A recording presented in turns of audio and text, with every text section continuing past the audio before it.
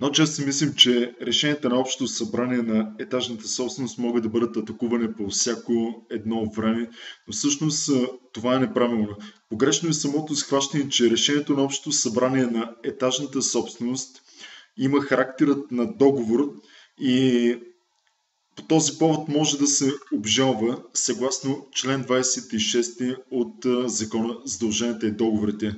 Много хора считат, че самото решение на общото събрание представлява един многостранен договор, тъй като самото решение обхваща един определен брой адресати, или това са собствениците на имоти в етажната собственост.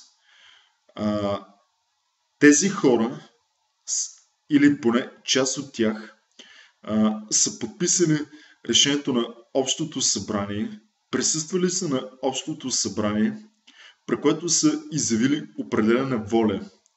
И погрешно е самото схващане, че незаконосъобразността или по-скоро противоречието с закона води до възможността да се поиска пред съда по всяко едно време отмяната на решението на общото събрание. Принципно това е член 51 от Закона за управление на етажната собственост, който определя начина, по който се разпределят разноските. Обаче тук точно трябва да акцентираме и да кажем, че законът е дал 30-дневен преклузивен срок, в който може да се поиска отмяна на решение на общото събрание.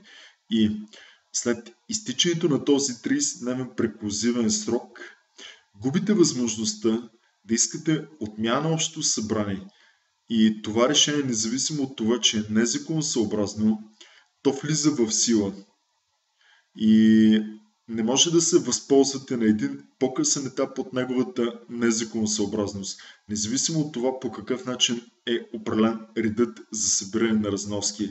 Дали ще бъде на брой апартаменти, или дали ще бъде на брой собственици, ползватели или обитатели.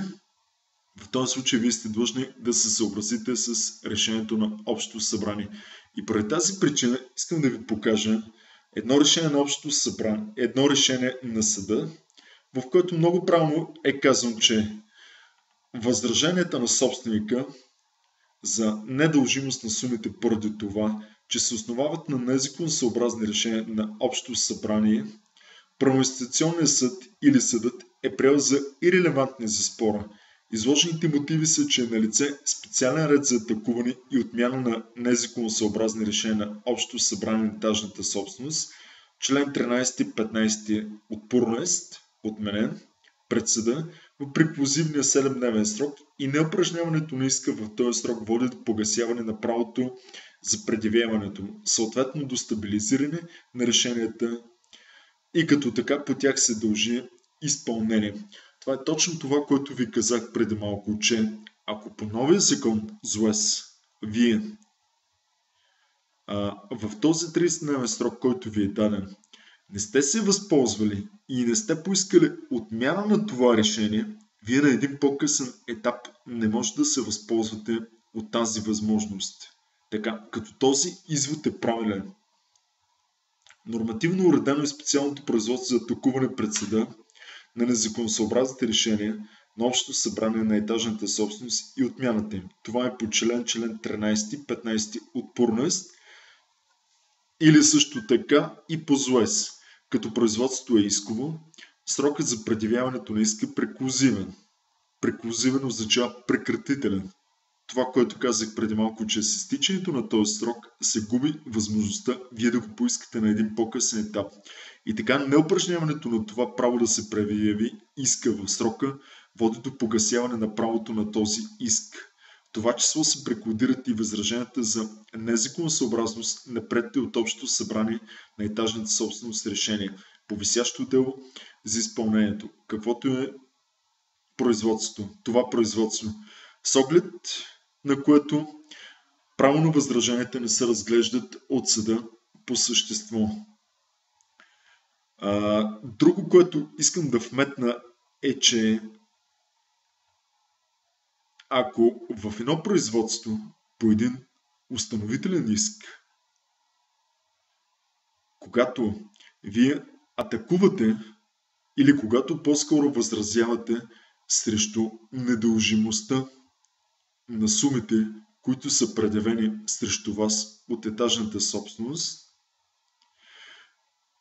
вие в самото производство, в това производство нямате право да предявите инцидентен иск, с който да поискате в същото време и признаване за незаконосъобразно или за недействително на решението на общото събрание.